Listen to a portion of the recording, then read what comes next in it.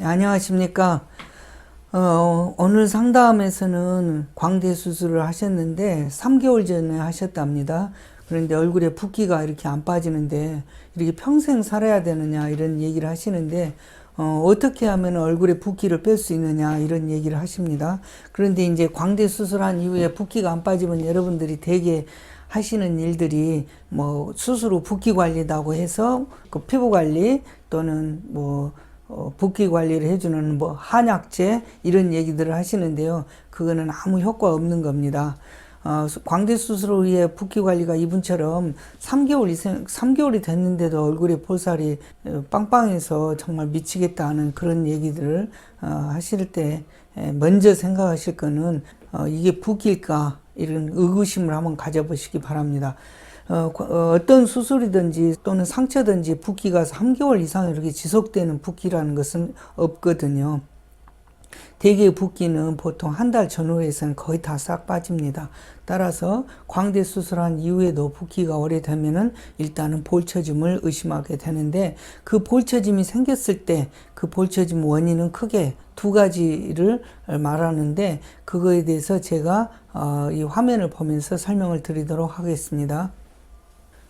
광대 수술 후에 볼처짐 원인은 크게 이렇게 좌측과 우측 두 가지로 이렇게 분리해서 설명을 하면 좌측에서는 뭐냐, 광대뼈 자체가 들어가기만 해도 여기에 붙어있는 근육이 느슨해서 처진다. 다시 말하면 이 광대뼈가 얼굴살을 들어 받쳐 올려주고 있는 텐트 기둥으로 생각했을 때 텐트 기둥이 낮아지니까 텐트 위에 있는 천이 느슨해지면서 이렇게 중력을 받으니까 낮아진다. 따라서 광대 축소는 뼈가 들어가면 무조건 처진다 이렇게 생각하시면 됩니다. 또 한 가지는 이렇게 뼈가 분류합의 상태가 되어 있는 경우이거든요. 그래서 이렇게 CT를 보면 이렇게 분류합이 되어 있고 그 다음에 약간 밑으로 뼈가 원래는 이 빨간 수평 라인 그 직선 라인에 있어야 되는데 이 뼈가 이렇게 밑으로 내려와 버리거나 또 밑에서 봤을 때도 이렇게 뼈가 내려와 있는 경우, 이런 경우에는 볼이 처지게 돼 있습니다. 그러면 볼이 처지게 되면은 가장 먼저 수술받은 환자들이 하는 얘기는 얼굴에서 붓기가 안 빠진다, 또는 콧볼 주변이나 입꼬리 주변에 멍아리처럼 이렇게 어색한 붓기가 남아있다, 이런 얘기들을 하게 되는데, 광대뼈 수술에서 특히 입안 절개 수술에서는 볼처짐이 100%라는 그런 생각으로 말씀을 드리게 되면은, 이 광대뼈 수술을 하고 나면은 속 안에 붙어 있는 근육이 같이 이렇게 낮아지거나 내려앉기 때문에 이렇게 얼굴 살이 밑으로 처지는 겁니다. 이게 처지게 되면은 붓기가 잘 안 빠지는데, 어떤 분들의 경우에 있어서는 아니 내가 광대를 하고 사각턱까지 수술했는데 왜 턱선이 오히려 더 갸름으려고 했는데 턱선이 넓어졌느냐, 이런 말들도 하시는 분들을 봤어요. 그런데 그런 것들이 다 얼굴 살이 처지기 때문에 그렇습니다.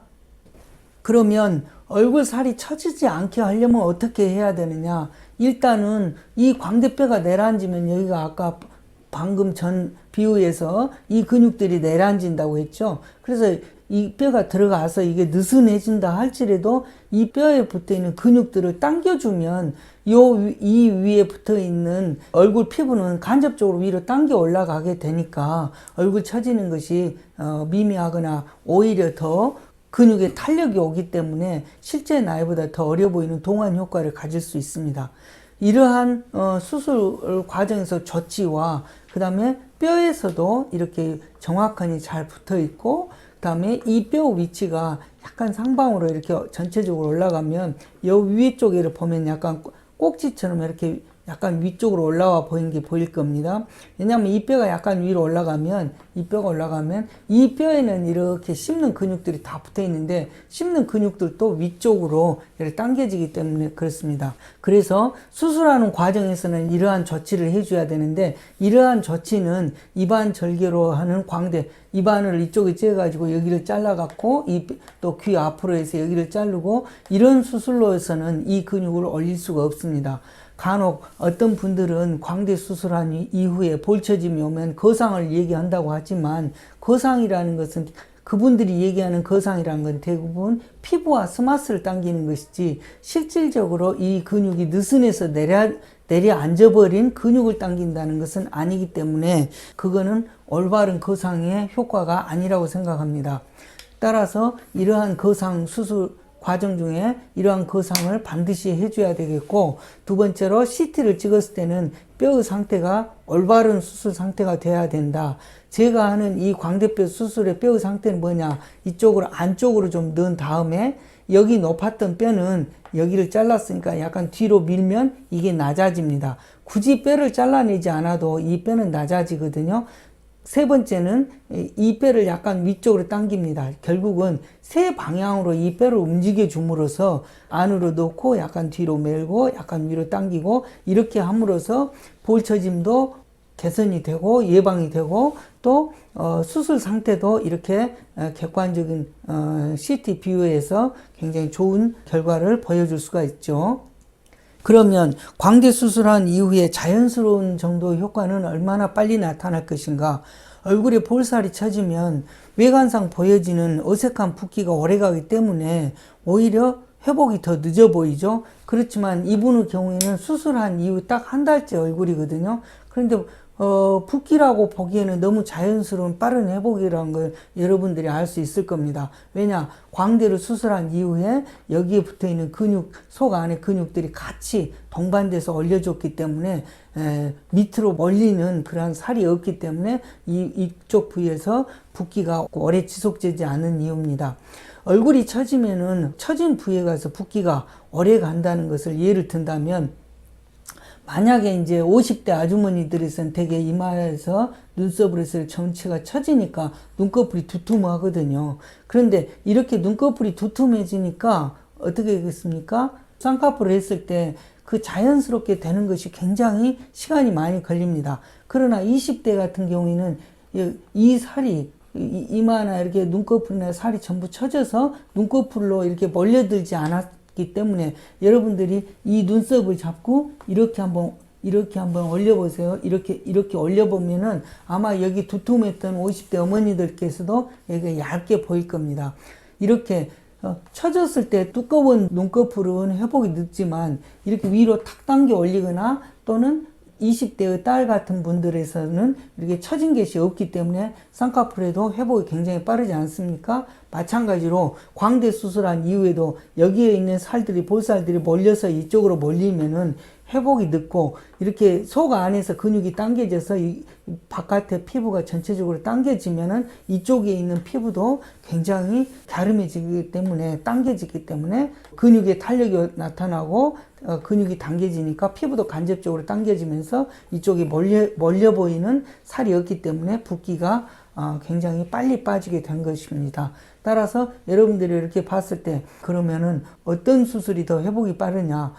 볼처짐이 없는 사람이 훨씬 더 외관상 회복은 빠릅니다.